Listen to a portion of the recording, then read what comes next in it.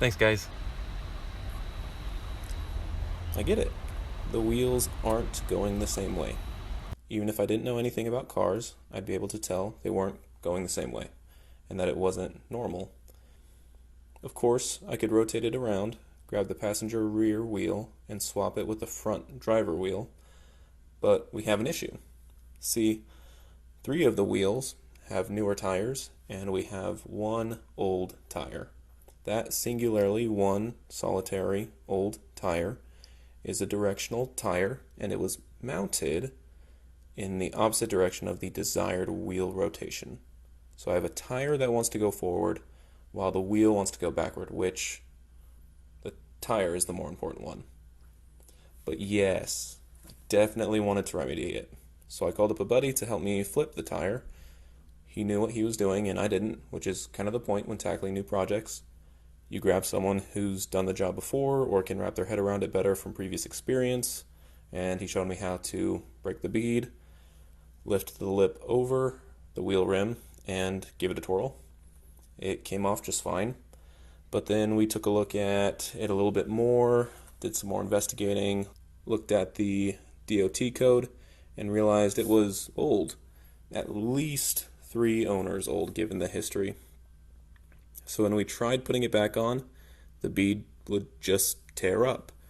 That's not what I want going back on my car. Plus, if this tire was already the odd one out, why not get a new tire to match the other three? For the new car enthusiast, a veteran would tell you to buy 2 at a time for balance, but I'm on a teacher salary, so let's move along.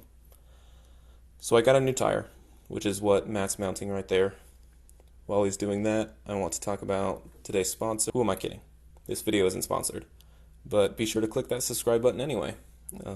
In case you didn't know, I am a teacher, so sometimes I post educational content. Because of this, and because it's for my students, there is no bell to click on, at least there shouldn't be. And that's a good thing. I wouldn't recommend it anyway, because who wants to know about every time I post a tutorial for CAD or electronics lab sessions?